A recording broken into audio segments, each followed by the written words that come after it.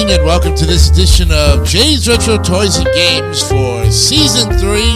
It's episode 66, and tonight we start the week of games. And in this September 11th, 2023, on this Patriot Day, we're going to look at the console wars. That's right, the wars that started it all with the consoles of the yesteryears. Tonight we look at the console that basically started it all, but really wasn't the very first on the scene. But it's a brand name that has been owned by several entities since its inception in 1972. Who are we talking about? We're talking about the Atari. We're going to look at that company on this first show of the new week. Episode 66 coming at you right now. Let's do it.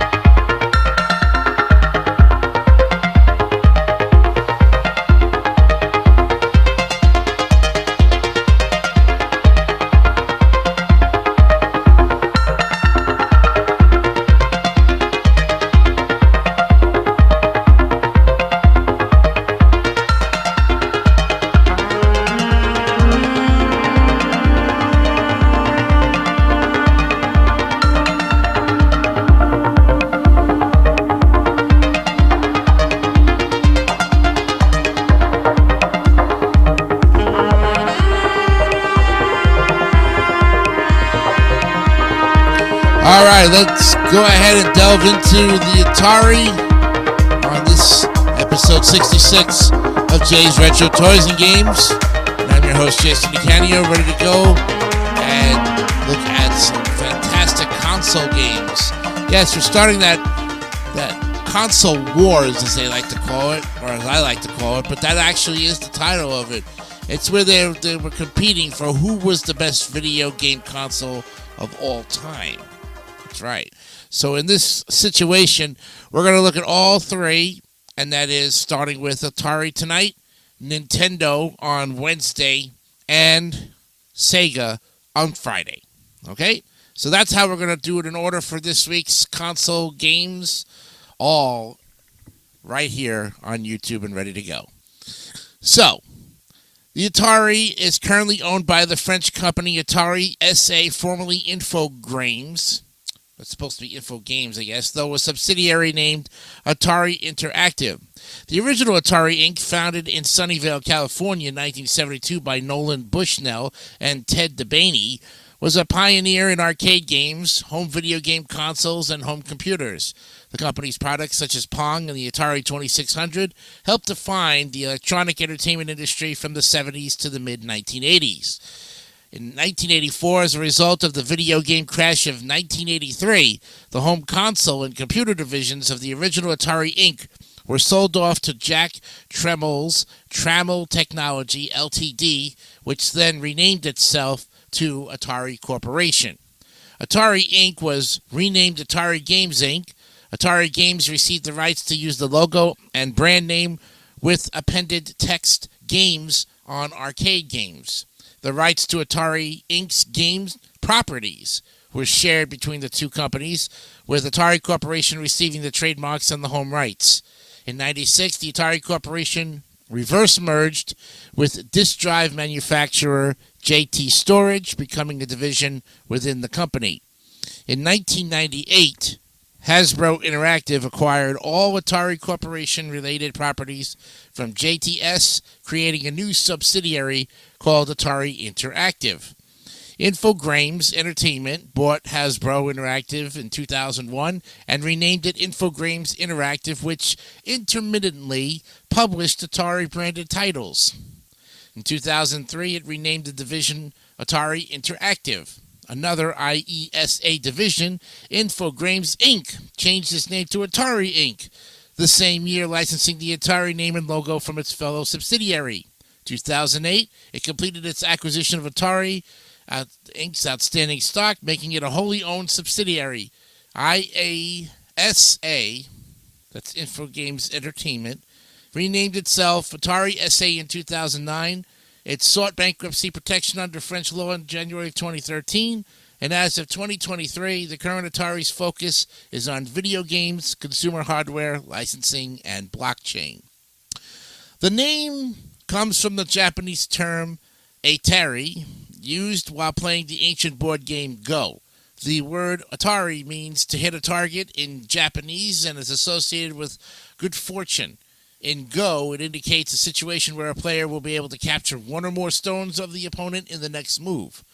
The Atari logo was designed by George Opperman, who was Atari's first in-house graphic designer, and drawn by Evelyn Seto. The design is known as Fuji for its resemblance to the Japanese mountain, although the logo's origins are unrelated to it. Opperman designed the logo intending for the silhouette to look like the letter A, as in Atari, for its three prongs, to resemble players, and the midline of the court in the company's first hit game, Pong. Yes. So in 1971, Nolan Bushnell and Ted Dabney founded a small engineering company, Zyzagi Engineering, that designed Computer Space, the world's first commercially available arcade video game for Nutting Associates. Then on June 27th of 1972, the two incorporated Atari Inc. and soon hired Al Alcorn as their first design engineer. Bushnell asked Alcorn to produce an arcade version of the Magnavox Odyssey's tennis game, which would be named Pong. And while Bushnell incorporated Atari in June of 1972, Zyzagi Company was never formally incorporated. Before Atari's incorporation, Bushnell considered various terms from the game Go, eventually choosing Atari, referencing a position in the game when a group of stones is imminently in danger of being taken by one's opponent, and Atari was incorporated in the state of California on June 27, 1972. In 1973, Atari secretly spawned a competitor called Key Games, that's K-E-E, headed by Nolan's next-door neighbor, Joe Keenan, to circumvent pinball distributors' insistence on exclusive distribution deals. Both Atari and Key could market nearly the same game to different distributors, each getting an exclusive deal. Joe Keenan's management of the subsidiary led to his appointment as president of Atari when Key was absorbed into the company in 1974. Then in 1975, Atari's Grass Valley, California subsidiary, Cyan Engineering, started the development of a flexible console that was capable of playing the four existing Atari games. The result was the Atari Video Computer System, or VCS, later renamed the 2600 when the 5200 was released. The introductory price of $199, equivalent to $1,023 in 2022, included a console, 2 joysticks, a pair of paddles, and the combat game cartridge. Now, Bushnell knew he had another potential hit on his hands, but bringing the machine to market would be extremely expensive. Looking for outside investors, Bushnell sold Atari to Warner Communications in 1976 for $28 million. Nolan continued to have disagreements with Warner management over the direction of the company and the discontinuation of the pinball division, and most importantly, the notion of discontinuing the 2600. Well, in 1978, Key Games was disbanded. In December of that year, Bushnell was fired following an argument with Manny Gerard. "We started fighting like cats and dogs, and then the wheels came off that fall." Warner claimed, "They fired me," recalled Bushnell. "I say I quit. It was a mutual separation." The development of a successor to the 2600 started as soon as it shipped. The original team estimated the 2600 had a lifespan of about 3 years. It then set forth to build the most powerful machine possible within that time frame. Midway into their effort, the home computer revolution took off, leading to the addition of a keyboard and features to produce the Atari 800 and its smaller sibling, the 400. The new machines had some success when they finally became available in quantity in 1980. And from this platform, Atari released their next-generation game console in 1982, the Atari 5200. It was unsuccessful due to incompatibility with the 2600 game library, a small quantity of dedicated games, and notoriously unreliable controllers. Porting arcade games to home systems with inferior hardware was difficult.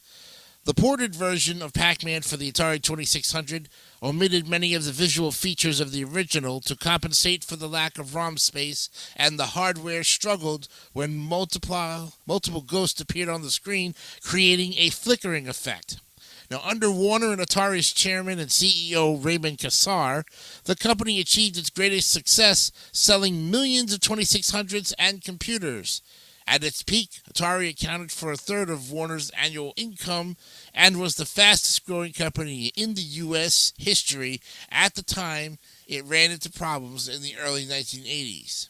Faced with fierce competition and price wars in the game console and home computer markets, Atari was never able to duplicate the success of the 2600. These problems were followed by the video game crash of '83, with losses that totaled more than $500 million.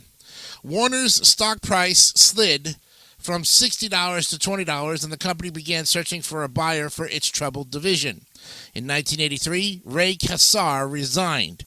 Financial problems continued to amount, and Kassar's successor, James J. Morgan, had less than a year in which to tackle the company's problems. He began a massive restructuring of the company and worked with Warner Communications in May of 1984 to create NATCO, which is an acronym for New Atari Company. NATCO further streamlined the company's facilities, personnel, and spending. And unknown to James Morgan and the senior management of Atari, Warner had been in the talks with Tramel's technology to buy Atari's consumer electronics and home computer divisions. Negotiating until close to midnight on July 1st, 1984, Jack Tramel purchased the home computing and game console divisions of Atari for $240 million in promissory notes and stocks.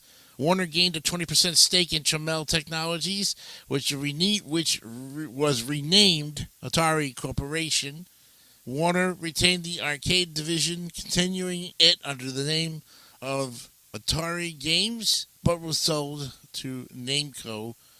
And then in 1985, Warner also sold the Atari Tel division to Mitsubishi.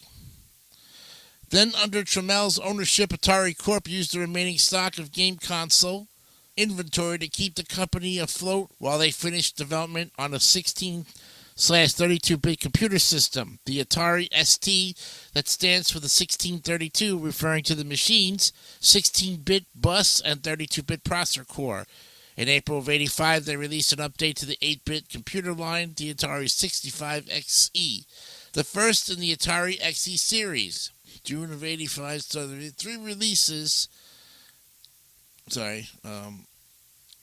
April 1985, they released an update to the 8-bit computer line, the Atari 65XE, the first in the Atari XE series, and June 1985 saw the release of the Atari 130XE. Atari user groups received early sneak preview samples of the new Atari 5520 STs, and major retailer shipments hit store shelves in September of 1985 of Atari's new 32-bit Atari ST computers. In 1986, after launch, Atari launched two consoles designed under Warner, the Atari 2600 Junior and the Atari 7800 console, which saw limited release in 1984. Atari rebounded, earning a $25 million profit that year alone. And we'll stop there. Thank you again for joining me here on this great edition of Jay's Retro Toys and Games. We'll pick up a little bit next time with more on the Atari. We have so much to cover, but that was a little brief history of the Atari. And on Wednesday's program, we'll look at Nintendo, the backbone of it all. The history of what it's all about. I'm Jason Icanio saying so long. Have a great night. Remember, be honest, be real, and keep it simple, stupid. Kiss. We'll see you on Wednesday for a look at Nintendo for episode 67. I'm Jason Icanio. Have yourself a great night. Till then, be good. Bye-bye.